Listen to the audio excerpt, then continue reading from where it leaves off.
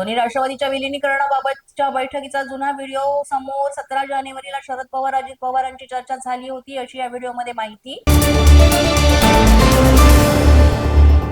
दोन्ही राष्ट्रवादी एकत्र येण्याबाबत अजितदादांचा आग्रह होता। आमच्यामध्ये अनेकदा चर्चा, जयंत पाटलांनी दिली माहिती। तर विलिनीकरणाची अजित पवारांची इच्छा होती हे बॉडी लँग्वेज न कळत होतं, पाटलांचं भाष्य।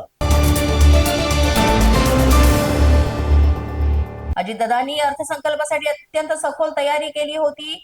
आता आम्ही स्वतः ते पूर्ण करणार, नियोजन प्रक्रियेमध्ये लक्ष घालणार, मुख्यमंत्री फडणवीसांनी केली प्रतिक्रिया।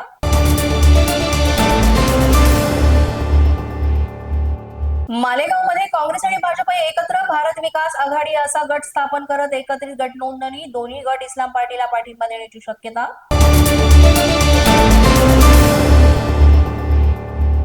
मंत्री गिरीश महाजन यांच्याकडून नाशिकच्या रामकुंड गोदाघाट परिसरात पाहणी, आगामी सिंहस्थ कुंभमेळ्याच्या पार्श्वभूमीवर विकास कामांचा आढावा। रामकुंड परिसरात कालपासूनच अतिक्रमण काढण्यास सुरुवात।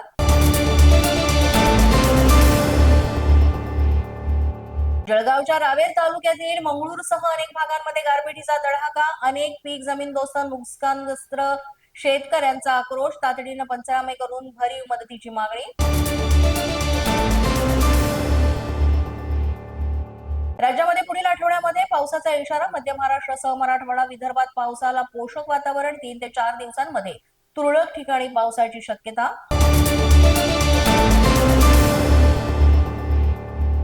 मुंबईतील हवा पुन्हा दूषित श्रेणीमध्ये, गुणवत्ता निर्देशांक 227 वर पोहोचला। शहरामध्ये पायाभूत सुविधा प्रकल्प सुरू असल्यामुळे धुळीचं प्रमाण वाढलं अशी माहिती।